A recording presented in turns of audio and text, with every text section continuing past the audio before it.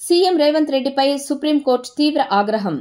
తెలంగాణ ముఖ్యమంత్రి రేవంత్ రెడ్డి ఇటీవల రాష్ట్ర శాసనసభలో చేసిన ప్రకటనపై సుప్రీంకోర్టు తీవ్ర అసంతృప్తి వ్యక్తం చేసింది.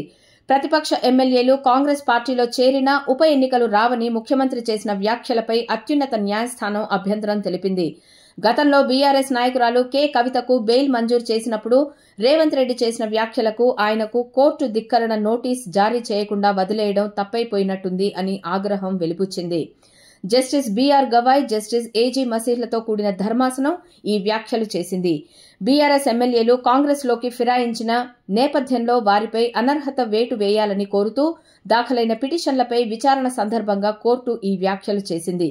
సీనియర్ న్యాయవాది ఆర్యమా సుందరం వాదనలు వినిపిస్తూ సుప్రీంకోర్టు విచారణలో ఉన్న అంశంపై సభలో చర్చించవద్దని ఒక బీఆర్ఎస్ ఎమ్మెల్యే కోరినా ముఖ్యమంత్రి తన ప్రకటనను కొనసాగించారని కోర్టుకు తెలిపారు.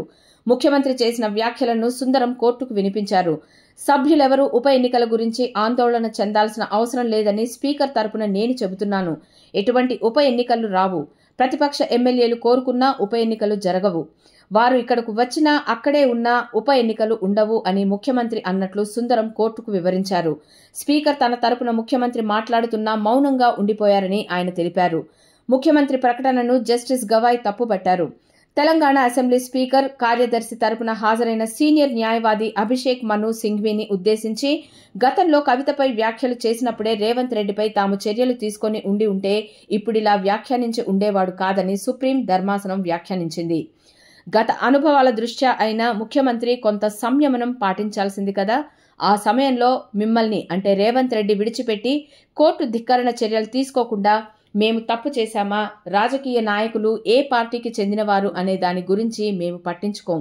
కానీ ఇప్పటికే ఇలాంటి పరిస్థితిని ఎదుర్కొన్న వ్యక్తి సంవత్సరం కూడా గడవక ముందే మళ్లీ అలాంటి స్వరం వినిపించడం సరికాదు అని న్యాయమూర్తి అన్నారు.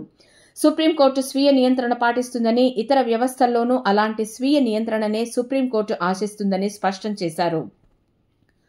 అంతకుముందు బుధవారం జరిగిన విచారణలో కూడా న్యాయవాది ఆర్యమా సుందరం ముఖ్యమంత్రి చేసిన వ్యాఖ్యలను కోర్టు దృష్టికి తీసుకువచ్చారు.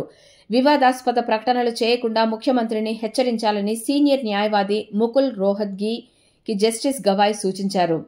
గత ఏడాది ఆగస్టులో ఢిల్లీ లిక్కర్ పాలసీ కేసులో బీఆర్ఎస్ ఎమ్మెల్సీ కె కవితకు బెయిల్ మంజూరైన సందర్భంగా ముఖ్యమంత్రి రేవంత్ రెడ్డి కొన్ని వ్యాఖ్యలు చేశారు. బీఆర్ఎస్ ఓటు బ్యాంకు బీజేపీకి బదిలీ అయినందునే కవిత 5 నెలల్లో బెయిల్ తెచ్చుకున్నారని ఆయన వ్యాఖ్యలు చేసినట్లు తెలిసింది.